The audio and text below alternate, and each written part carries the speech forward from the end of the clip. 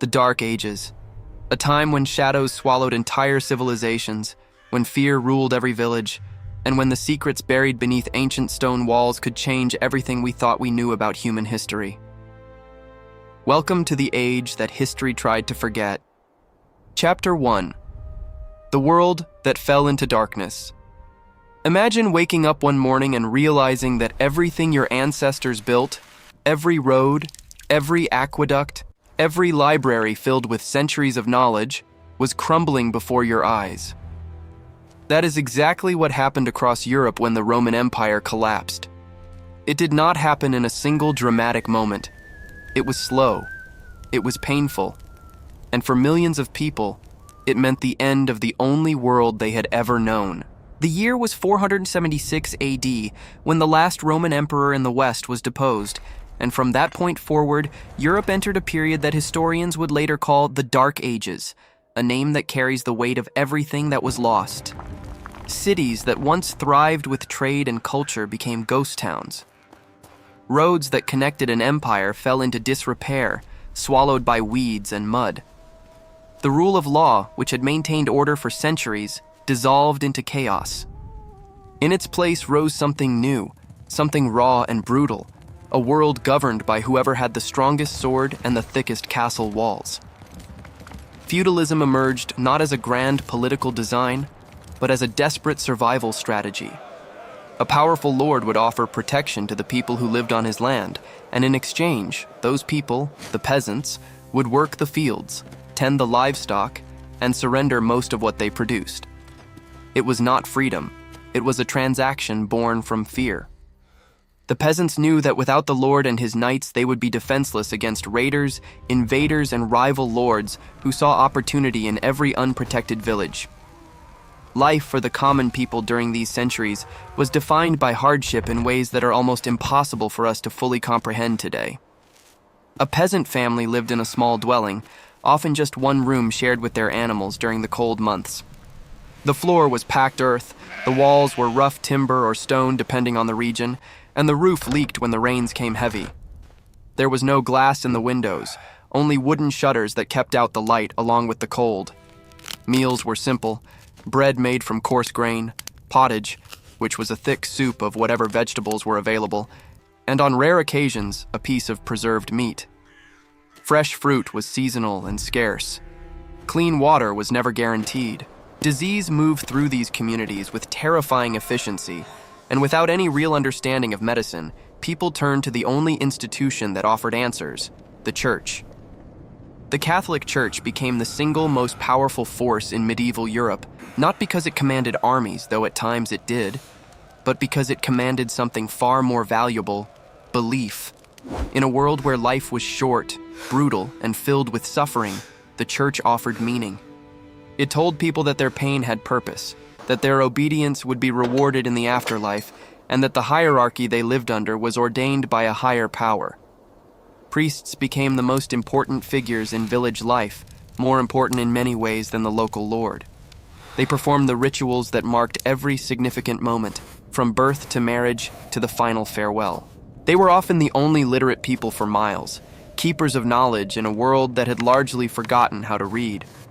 Monasteries became islands of learning in a sea of ignorance, places where monks painstakingly copied ancient texts by hand, preserving fragments of Roman and Greek knowledge that would have otherwise been lost forever. But the church was not simply a benevolent guardian of wisdom. It wielded its power with calculated precision. Tithes were mandatory. Questioning doctrine was dangerous, and the church courts operated with an authority that rivaled and sometimes surpassed that of any king. Check if you are already subscribed to this channel, because every week we illuminate the forgotten corners of history that shaped the world you live in today, and you do not want to miss what comes next. Chapter 2. Castles, Knights, and the Price of Power. When we think of the Middle Ages, the image that most often comes to mind is the castle. Those massive stone fortresses perched on hilltops, surrounded by thick walls and deep moats, symbols of power and permanence. But the reality behind those walls was far more complex and far more human than any fairy tale suggests. The first castles were not the grand stone structures we see in ruins today. They were modern bailey constructions, essentially a large mound of earth topped with a wooden tower surrounded by a fenced enclosure. They were built quickly, often in just a few weeks, because speed mattered more than elegance when enemies were approaching. Over time, as lords accumulated wealth and the threats grew more sophisticated, these wooden structures were replaced by stone. The great castles of England, France, and the Germanic lands took years, sometimes decades, to build. They required enormous amounts of labor, most of it provided by the same peasants who would never set foot inside the keep except as servants. Life inside a castle was not the romantic existence that popular culture often portrays. Yes, the lord and his family enjoyed privileges that the common people could only dream of: better food, warmer rooms, finer clothing. But castles were also cold, damp, and dark. The massive stone walls that kept enemies out also kept warmth in only if the fireplaces were constantly fed. Sanitation was primitive. Privacy was almost non-existent, as even the lord's family shared their living spaces with attendants, guards, and visitors. The Great Hall was the center of castle life, a place where meals were eaten, disputes were settled, and alliances were forged over cups of ale and wine. Knights, the warriors who served the feudal lords, occupied a unique position in medieval society. They were trained from boyhood in the arts of combat, spending years as pages and then squires before earning the right to bear arms. The code of chivalry, which governed their behavior, was as much about maintaining social order as it was about honor.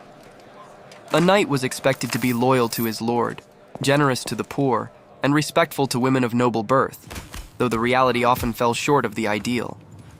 Many knights were little more than armed enforcers, men who used their skills and their privileged status to take what they wanted.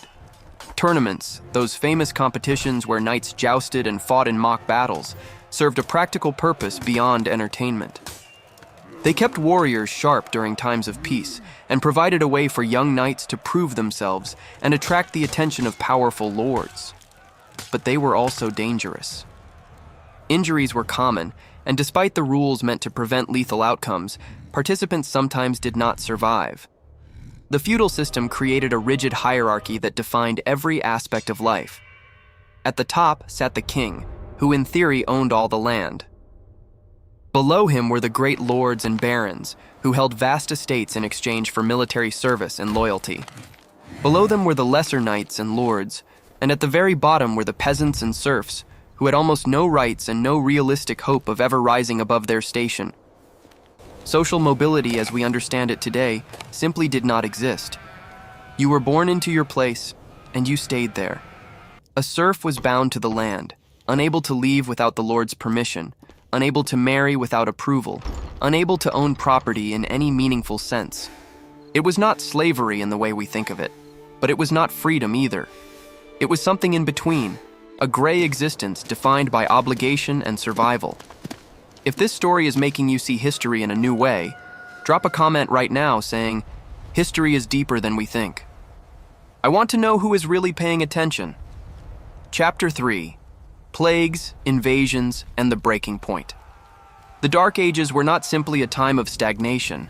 They were a time of relentless crisis. Wave after wave of invasion crashed against the shores and borders of Europe, each one reshaping the political and cultural landscape in profound ways. The Vikings came from the north, their longships appearing on rivers and coastlines with little warning. They were not merely raiders, though their raids were devastating. They were explorers, traders, and settlers who established communities from Iceland to the rivers of what is now Russia. Their impact on medieval Europe cannot be overstated. They forced kingdoms to militarize, to build defenses, and to develop new strategies for survival.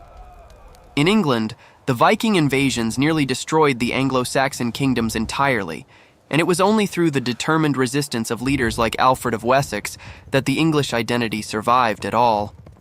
From the east came the Magyars, fierce horsemen who swept across the plains of Central Europe, raiding deep into the heartland of the Frankish kingdoms. And from the south, the forces of expanding empires pushed into the Iberian Peninsula and beyond, creating a cultural crossroads that would produce some of the most remarkable intellectual achievements of the medieval world. But perhaps the most devastating force that swept through medieval Europe was not an army at all. It was invisible, carried by fleas on the backs of rats, traveling along the same trade routes that connected the continent. The Great Pestilence that arrived in the middle of the 14th century transformed European society more radically than any invasion or war ever could. It arrived in port cities first, carried by merchant ships from the east. Within weeks, entire neighborhoods were devastated. Within months, entire cities. Within a few years, it had swept across the continent, reaching from the Mediterranean to Scandinavia, from the British Isles to the borders of the eastern lands. The numbers are almost incomprehensible. Estimates suggest that between 1/3 and 1/2 of Europe's population perished. Villages were abandoned. Fields lay fallow. The social order that had held for centuries began to crack under the weight of so much loss. The immediate aftermath was chaos. There were not enough workers to tend the fields, not enough priests to perform the rituals of farewell, not enough soldiers to maintain order. In some regions, the surviving peasants, suddenly aware of their newfound value in a labor-starved economy, began to demand better conditions. They wanted higher wages, fewer obligations, and the freedom to move and seek better opportunities. When these demands were denied, as they often were by lords desperate to maintain the old order, the result was unrest on a scale that the medieval world had never seen.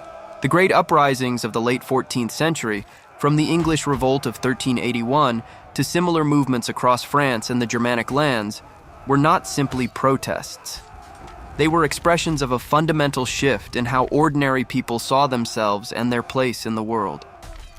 For the first time, the peasants were not simply accepting their lot, they were questioning it.